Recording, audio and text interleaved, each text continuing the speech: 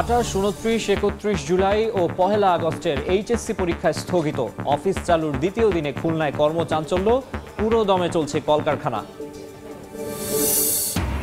কারফিউয়ে চরম সংকটে চিংড়ি শিল্প, একের পর এক বাতিল হচ্ছে বিদেশি অর্ডার। সপ্তাহে ক্ষতি ছাড়িয়েছে শত কোটি টাকা, দ্রুত রফতানি স্বাভাবিকের আশা মৎস্য অধিদপ্তরের। জোয়ারের পানিতে দিনে 2 বার ডুবছে খুলনা সিটির 2টি ওয়ার্ড। কেসিসির উদাসীনতায় দুর্ভোগ চরমে, অসহায় জনপ্রতিনিধিও। উন্নয়ন কাজ শেষে মিলবে সমাধান, দাবি সংশ্লিষ্টদের। এবং ক্যামেরা ট্র্যাপিং করে সুন্দরবনে শেষ বাঘ গণনা। জরিপের সংখ্যা বৃদ্ধির আভাস, পেছালো ফলাফল ঘোষণার তারিখ। সুরক্ষা নিশ্চিতে আরও কঠোর উদ্যোগ গ্রহণের দাবি।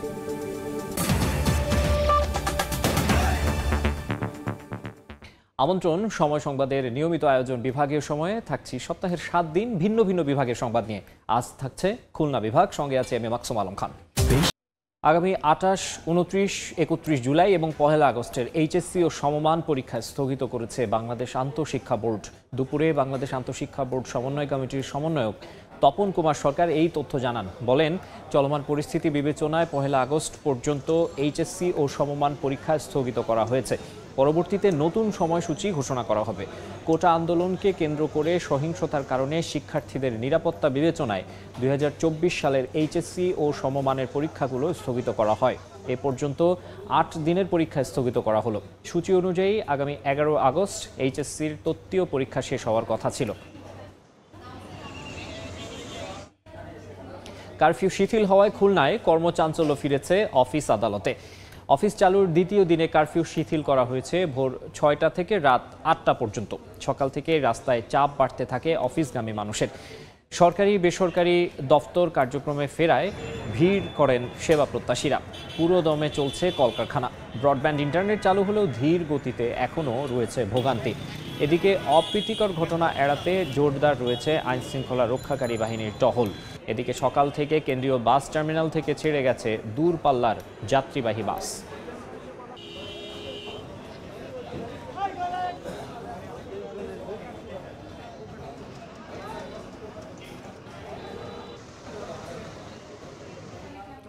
এই মুহূর্তে খুলনা নগরীর পিকচার প্যালেস মোড় এলাকায় আছেন সহকর্মী আব্দুল্লাহ আল মামুন রুবেল। আমরা সরাসরি চলে যাচ্ছি তার কাছে। গত কয়েকদিনের অস্থিরতা কাটিয়ে খুলনায় কিন্তু নগর জীবনে স্বস্তি ফিরেছে। আজ কারফিউ শিথিল থাকার খবরে কিন্তু সকাল থেকেই খুলনার বিভিন্ন স্থানে দোকান, ব্যবসা প্রতিষ্ঠান যেগুলো ছিল ক্ষুদ্র ব্যবসায়ী থেকে সব দোকান খোলা শুরু করেছে। পাশাপাশি আজ অফিস আদালত খোলা থাকার কারণে সকাল থেকে কিন্তু কর্মচাঞ্চল্য একটি পরিবেশ তৈরি হয়েছে। সকাল থেকে খুলনা নগরের বিভিন্ন স্থানে আমরা দেখেছি যে যানবাহন রয়েছে, সেই যানবাহনের বড় চাপ রয়েছে। আমি এই মুহূর্তে খুলনার পিকচার প্যালেস মোড় রয়েছে। এটি একটি একেবারেই কর্মচঞ্চল এলাকা। আশেপাশে বেশ প্রতিষ্ঠান রয়েছে, সরকারি বেসরকারি বিভিন্ন অফিস আদালত, এবং এটি একটি ব্যবসায়িক যে এলাকা, সেই এরকম একটি এলাকা। এখানে অনেকগুলো মার্কেট রয়েছে। সব জায়গায় কিন্তু আমরা সকাল থেকে দেখেছি মানুষজনের উপস্থিতি, এবং সাধারণ মানুষ আমাদের জানিয়েছেন গত কয়েকদিনের ঘরবন্দি জীবন কাটানোর পরে তারা কিন্তু এই যে স্বস্তি ফিরে পেয়েছেন। এবং একটু বলে রাখি, আজ কিন্তু খুলনায় ভোর 6টা থেকে রাত 8টা পর্যন্ত কারফিউ শিথিল রাখা হয়েছে, এবং এই শিথিল রাখার কারণে কিন্তু ব্যবসায়ীরা তাদের ব্যবসা করতে পারছেন। একটু যদি আলাদা করে বলি, যারা বিশেষ করে ক্ষুদ্র ব্যবসায়ী রয়েছেন এবং অন্যান্য ব্যবসায়ী রয়েছেন, তারা সকলেই কিন্তু তাদের ব্যবসা প্রতিষ্ঠান ঠিকভাবে খুলতে পারছেন এবং কেনাকাটাও করতে পারছেন। যারা আসলে কিনতে এসছেন তারাও কিনতে পারছেন। এর পাশাপাশি যদি একটু বলি, ইন্টারনেট সেবার কথা যদি বলি, ব্রডব্যান্ড ইন্টারনেট সেবা চালু হলেও মোবাইল ইন্টারনেট চালু না হয় কিছু কিছু ক্ষেত্রে যারা আসলে বিকাশ বা বিভিন্ন অ্যাপসের মাধ্যমে ডিজিটাল লেনদেন করে থাকেন তাদের কিছুটা সমস্যা এখনো রয়ে গেছে। তবে অনেকে কিন্তু সেই লেনদেনটি আসলে করতে পারছেন। সবকিছু মিলে যদি বলি, খুলনায় কিন্তু এক প্রকার স্বস্তি রয়েছে সাধারণ মানুষের মধ্যে, নাগরিকদের মধ্যে। অন্যদিকে কারফিউ চলাকালীন সময় কিন্তু আমরা দেখেছি যে আজ বিভিন্ন স্থানে নগরীতে কিন্তু পুলিশের কড়া অবস্থান রয়েছে, এবং পুলিশ কিন্তু বলছে যে কারফিউ শিথিল হলেও এখানে কিন্তু সর্বোচ্চ নিরাপত্তা আসলে তারা সর্বোচ্চ নিরাপত্তা নিশ্চিত করার আসলে চেষ্টা করেছেন। এর বাইরে যদি বলি, খুলনার আজ সকাল থেকে কিন্তু আন্তঃজেলা এবং দূরপাল্লার বাস কিন্তু ছেড়ে গিয়েছে বিভিন্ন টার্মিনাল থেকে, এবং সাধারণ যারা যাত্রী রয়েছেন তারা কিন্তু খুলনা থেকে ঢাকা, খুলনা থেকে চট্টগ্রাম সহ অন্যান্য যে রুটে, সেসব রুটে কিন্তু যেতে পেরেছেন এবং তারা কিন্তু স্বস্তি প্রকাশ করেছেন। তারা জানিয়েছেন যে তারা আসলে শান্তি চান এবং যত দ্রুত সম্ভব পুরোপুরি স্বস্তি আসলে তারা ফিরে পাবেন, এমনটি তারা আসলে প্রত্যাশা করছেন। তো আমার কাছে এই ছিল খুলনা থেকে যে নগর জীবনে স্বস্তি ফিরে পাওয়া, কর্মচঞ্চলে ফিরে পাওয়া তার সবশেষ খবর। খুলনার সবশেষ পরিস্থিতি জানাতে আমাদের সঙ্গে যুক্ত হয়েছিলেন সহকর্মী আব্দুল্লাহ আল মামুন রুবেল। যাব পরের খবরে। সশস্ত্র বাহিনী মোতায়েনের পর দেশের আইন শৃঙ্খলা পরিস্থিতি উন্নতি হয়েছে বলে মন্তব্য করেছেন নৌবাহিনী প্রধান অ্যাডমিরাল মোহাম্মদ নাজমুল হাসান। সকালে বাগেরহাটের মোংলা বন্দর পরিদর্শনে আসেন নৌবাহিনীর প্রধান। এ সময় তিনি বন্দর ও আশপাশের শিল্পাঞ্চলের নিরাপত্তা সহ নৌবাহিনীর সার্বিক কার্যক্রম পরিদর্শন করেন। পরে সাংবাদিকদের কাছে তিনি জানান, মোংলা বন্দরের নিরাপত্তায় নৌবাহিনীর টহল সবসময় চলমান রয়েছে। তবে দেশের চলমান পরিস্থিতি অল্প কয়েকদিনের মধ্যেই স্বাভাবিক হয়ে যাবে, তখন সশস্ত্র বাহিনী তুলে নেওয়া হবে। আমরা দেখেছি সশস্ত্র বাহিনী মোতায়েনের অব্যবহিত পরেই সার্বিকভাবে দেশের আইন শৃঙ্খলা পরিস্থিতির প্রভূত উন্নতি সাধিত হয়েছে। রাজধানী সহ দেশের বিভিন্ন অঞ্চলে কারফিউ একটা লম্বা সময়ের জন্য শিথিল করা হয়েছে। জনসাধারণের সহযোগিতা পেলে, মিডিয়ার সহযোগিতা পেলে আমরা আইন শৃঙ্খলা রক্ষাকারী বাহিনী সহ একত্রিতভাবে কাজ করে খুব শীঘ্রই এই পরিস্থিতি থেকে উত্তরণ ঘটাতে সক্ষম হব।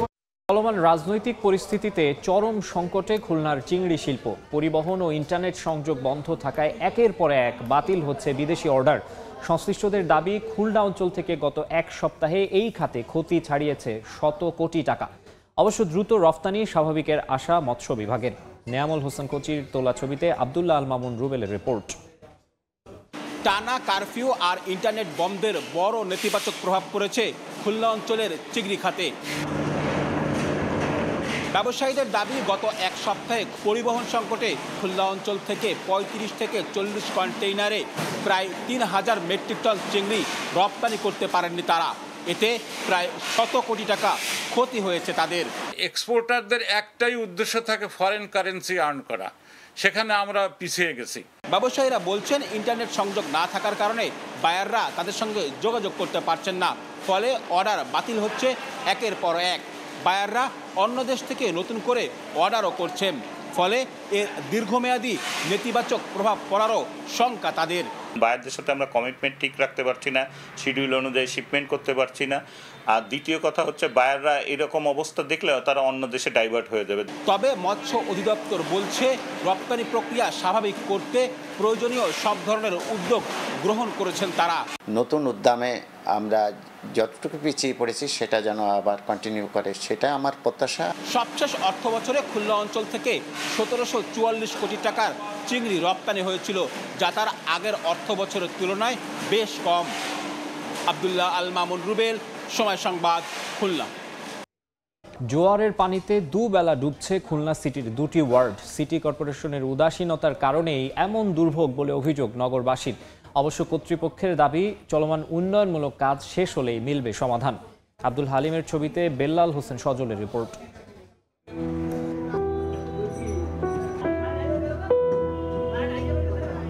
যদি মনে করেন এটা কোনো বানভাসী এলাকার চিত্র, তবে ভুল করবেন। এটা খুলনা সিটি কর্পোরেশনের ৩০ নং ওয়ার্ডের দিলখোলা এলাকার চিত্র। প্রতিদিন জোয়ারের পানিতে প্লাবিত হয় এই এলাকাসহ আশপাশের কয়েকটি এলাকার কয়েক হাজার মানুষ। বড় সাপ এরম ফানা ধরে জিভে বেরোচ্ছে একভাবে। বাচ্চা কাচ্চা নিয়ে ভয়তে আতঙ্কায় আছি। জোয়ারের পানিতে নাকাল নগরীর খানজাহান রোডের বাসাবাড়ি, দোকান, শিক্ষা প্রতিষ্ঠান সহ গুরুত্বপূর্ণ একাধিক সরকারি বেসরকারি কার্যালয়। ৬০-এর দশকে নির্মিত স্লুইস গেটগুলোর অধিকাংশই অকার্যকর ও অব্যবস্থাপনার কারণে ভৈরব নদের জোয়ারের পানি প্রবেশ করছে লোকালয়ে। কাউন্সিলর সাহেব, তার কাছে বারবারই আমরা যাচ্ছি, কিন্তু কোনো সুরাই করতে পারতেছে না। এদিকে অসহায়ত্ব প্রকাশ করলেন স্থানীয় জনপ্রতিনিধি। মাননীয় আশ্বাস দেন, কিন্তু আসলে এটা কবে নাগাদ হবে এটাই মেয়র মহোদয় জানেন এবং আমাদের উদ্যোগকর্তা জানেন। আর সিটি কর্পোরেশনের দাবি, চলমান উন্নয়নমূলক কাজ শেষ হলেই মিলবে সমাধান। টেন্ডার প্রক্রিয়া এবং বাস্তবায়ন প্রক্রিয়া এটা হয়তো আগামী ৬ মাস লাগতে পারে। খুলনা শহরের পানি অপসারণের জন্য ৭টি পয়েন্টে ১৯টি স্লুইস গেট ও ৩৮টি আউটলেট রয়েছে।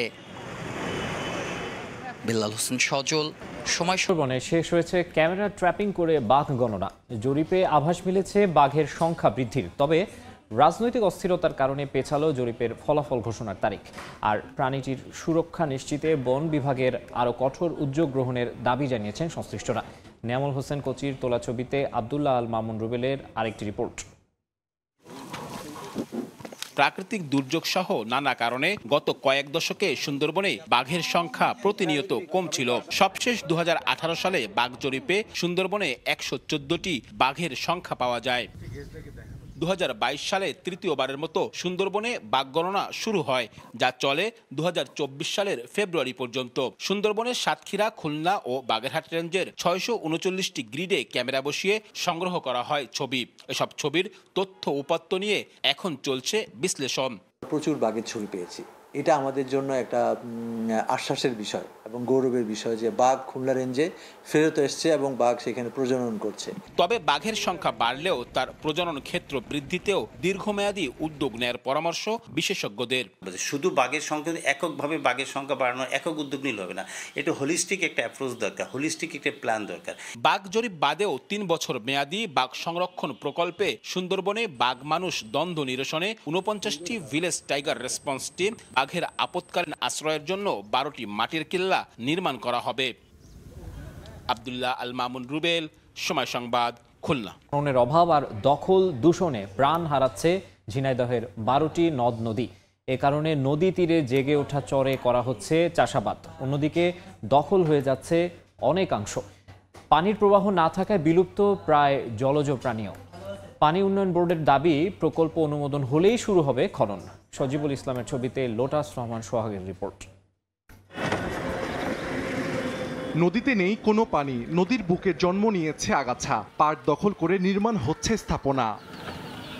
ঝিনাইদহের নবগঙ্গা, কুমার, ডাকুয়া ও কপোতাক্ষ সহ 12টি নদ নদীর এমন বেহাল অবস্থা। এলাকাবাসী জানান, উৎস মুখে বাঁধ দেওয়ার কারণে বন্ধ হয়ে গেছে পানি প্রবাহ। নদী পাড়ের একটি বড় অংশ দখল করেছে স্থানীয় প্রভাবশালীরা। 34 অংশ আমরা পানি দেখেছি, তারপরে এখন ধরেন এই নদী দিয়ে এখন মোটামুটি ট্যাপ পর্যন্ত চলাফেরা করে। গরু গোসল করতেছি না, নিজে পাচ্ছি না, কোনো পাট জাগ দিতে পারছি না, পানি নেই। বাঁধগুলি প্রথমে অপসারণ করতে হবে, স্থাপনা তৈরি করা হয়েছে, সেগুলি আগে উচ্ছেদ করতে হবে। পানি উন্নয়ন বোর্ড বলছে, নদী খননের জন্য সংশ্লিষ্ট মন্ত্রণালয়ে পাঠানো হয়েছে তালিকা। ডিপিপি অলরেডি একদিকে গিয়েছিল, কিছু কারেকশন দিয়েছে, কারেকশন হয়তো ডিপিপিটা পাস হইলেই আমরা হয়তো এইগুলি খনন করতে পারবো বলে আশা করতেছি। জেলা প্রশাসনের তথ্য মতে ঝিনাইদহের ওপর দিয়ে বয়ে যাওয়া 12টি নদীর আয়তন 1641.75 হেক্টর। সময় সংবাদ, ঝিনাইদহ। আমদানি কমেছে চুয়াডাঙ্গার দর্শনা আন্তর্জাতিক রেল স্টেশন দিয়ে। ব্যবসায়ীদের দাবি, চাহিদা মতো এলসি অনুমোদন দিচ্ছে না ব্যাংক। কাজ না থাকায় বেকার এই স্টেশনের শ্রমিকরা। মাহফুজ মামুনের পাঠানো তথ্য, ছবি নিয়ে রিপোর্ট। ভারত থেকে চুয়াডাঙ্গার দর্শনা আন্তর্জাতিক রেলপথ দিয়ে মালবাহী ওয়াগনে করে পণ্য আমদানি করেন ব্যবসায়ীরা। দ্রুত সময়ে পণ্য আমদানি ও খালাসের পর নির্দিষ্ট স্থানে চাহিদা মতো সরবরাহ করা হয়। তবে নানা কারণে আমদানি কমে গেছে এ বন্দরে। ব্যবসায়ীরা জানান, ব্যাংক চাহিদা মতো এলসি অনুমোদন না করায় পণ্য আমদানি করতে পারছেন না তারা। অল্প কিছু পণ্য আমদানি করা হলেও রেল ইয়ার্ডে নেই আগের মতো কর্মব্যস্ততা। এতে কর্মহীন হয়ে পড়েছেন স্থানীয় শ্রমিক ও ট্রাক চালকরা। এখানে মাল ঢোকে কিন্তু আমাদের এখানে লাভে না, আমাদের এখানে 1-200 লিভার সবসময় বেকারই থাকে। 2 মাস পরে ঢুকলো র্যাক, আমাদের তো কাজ কাম নয়, আমাদের বসে থাকতে হয়। কাস্টমস কর্তৃপক্ষের তথ্য মতে দর্শনা আন্তর্জাতিক রেল স্টেশনে 2022-23 অর্থ বছরে 2798টি ওয়াগনে 12,32,616 মেট্রিক টন পণ্য আমদানি হয়েছে। এতে রাজস্ব আয় হয় 59 কোটি টাকা। আর 2023-24 অর্থ বছরে 9,749টি ওয়াগনে আমদানি হয় 5,76,559 মেট্রিক টন পণ্য, যা থেকে রাজস্ব আয় হয় 26 কোটি 94 লাখ টাকা। যদিও রাজস্ব আয়ের লক্ষ্যমাত্রা ছিল 116 কোটি টাকা। 2023-24 অর্থ বছরে আমাদের লক্ষ্যমাত্রা ছিল 116 কোটি টাকা, আমরা অর্জন করেছি মাত্র 26 কোটি টাকা, যা আগের তুলনায় অনেক কম। দর্শনা রেল স্টেশন কর্তৃপক্ষের তথ্য মতে আগে ভারত থেকে মালবাহী ওয়াগনে করে ভুট্টা, পাথর, পেঁয়াজ, China clay, fly ash, gypsum সহ বিভিন্ন পণ্য আমদানি হতো। বর্তমানে আমদানি হচ্ছে শুধু ফ্লাই অ্যাশ, সয়াবিন, ভুসি ও পাথর। সময় সংবাদ, বিভাগীয় সময়ের শীর্ষ সংবাদ জানিয়ে দিচ্ছে আরেকবার। 28, 29, 31 জুলাই ও 1 আগস্টের এইচএসসি পরীক্ষা স্থগিত। অফিস চালুর দ্বিতীয় দিনে খুলনায় কর্মচাঞ্চল্য, পুরো দমে চলছে কলকারখানা। কারফিউয়ে চরম সংকটে চিংড়ি শিল্প, একের পর এক বাতিল হচ্ছে বিদেশি অর্ডার, সপ্তাহে ক্ষতি ছাড়িয়েছে শত কোটি টাকা, দ্রুত রফতানি স্বাভাবিকের আশা মৎস্য অধিদপ্তরের। এবং জোয়ারের পানিতে দিনে 2 বার ডুবছে খুলনা সিটির 2টি ওয়ার্ড, কেসিসির উদাসীনতায় দুর্ভোগ চরমে, অসহায় জনপ্রতিনিধিও। উন্নয়ন কাজ শেষে মিলবে সমাধান, দাবি সংশ্লিষ্টদের।